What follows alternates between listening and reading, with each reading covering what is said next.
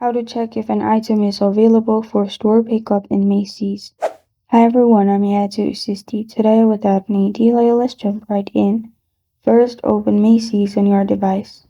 Here, simply click on the item you want to check if it's available for store pickup.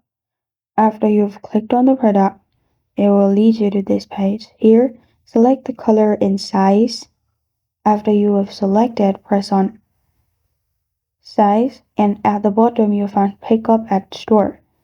That means it's available. Click on local store and pick up at the store. After you've clicked on local store, here search by address or zip code. Search your location. After that, you'll find all the available pickup stores near you. Click on set as my store. After you do that, you can click on free pickup at that store and you're good to go. This is how to check if an item is available for store pickup in Macy's. Thank you for joining me today. If this video helps you out, please leave a like and subscribe for more. Got a question or want to suggest a topic? Comment below. Thank you for watching.